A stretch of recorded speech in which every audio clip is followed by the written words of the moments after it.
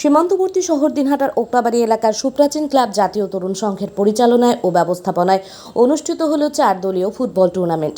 4 দলীয় football tournament প্রতি বছরই আয়োজন করে জাতীয় তরুণ সংঘ। এছাড়াও ওকরাবাড়ি বাজার এলাকার এই ক্লাব একাধিক কাজে নিয়োজিত থেকে ওকরাবাড়ির মানুষের পাশে থাকে। এদিনের এই খেলায় অংশগ্রহণ করেছিল বামনহাট যুব সংঘ, Bhetaguri south corner, Dinhata ABP দল, ওকরাবাড়ি জাতীয় তরুণ সংঘ। এলাকার বিদ্যালয়গুলি থেকে শুরু বাজারের দোকান মালিক থেকে জনসাধারণের সকলের সহযোগিতায় এই খেলাটি অনুষ্ঠিত হয় বলে জানান জাতীয় তরুণ সংঘের সভাপতি তোফাজ্জল হোসেন।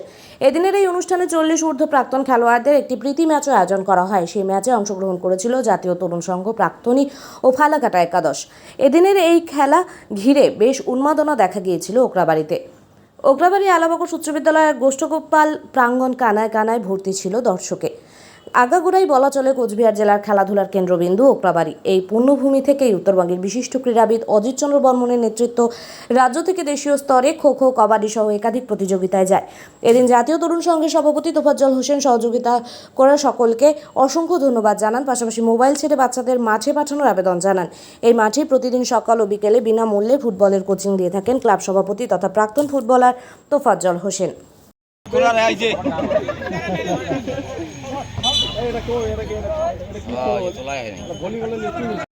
খেলা সম্পর্কে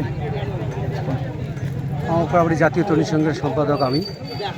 প্রতি বছরই আমরা এইরকম একটা ফুটবল করি, জুনিয়র থেকে সিনিয়র এবং আমাদের যারা বয়স্ক ভেটারেন্স তাদেরও একটা খেলা করি আমরা, প্রীতি ম্যাচ তাকে বলে।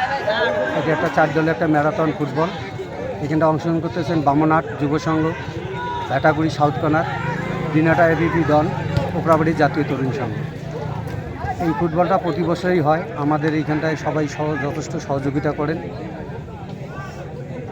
মানে স্কুল থেকে শুরু করে, হোস্টেল থেকে শুরু করে, ওকরাবাড়ি বাজার থেকে শুরু সবাই আমাদেরকে খুব সহযোগিতা করে। এই জন্য আমি খেলাটা চালাইতে খুব ভালোবাসি এবং প্রতি বছরই হয়। বর্তমান যুগে সবাই তো নেট দুনিয়ায় ব্যস্ত, সেই নেট থেকে মানুষকে কি বার্তা দিবেন? আমি চাই এই নেট দুনিয়ার থেকে কিছু কিছু বাচ্চা আমাদের এখানে মাঠে পাঠান।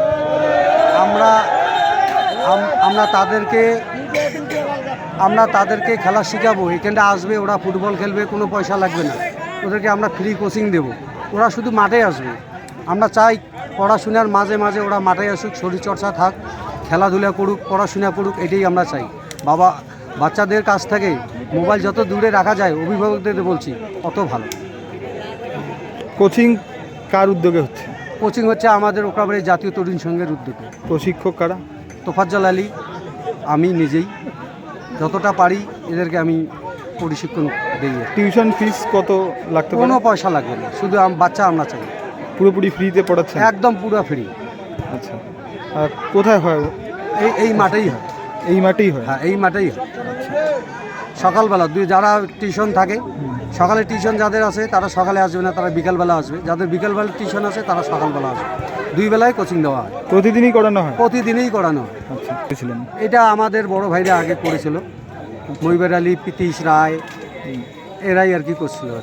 ওনাদের উদ্যোগেই এই সংস্থা চলছে? এই সংস্থা চলছে। আচ্ছা, আর কি কি খেলার আয়োজন হয়? আমাদের এখানে ফুটবল হয়, যেমন বছরের একটা সাংস্কৃতিক অনুষ্ঠান হয়, রক্তদান শিবির, অনেক ধরনের সমাজের সব কাজেই আমরা করি আর কি।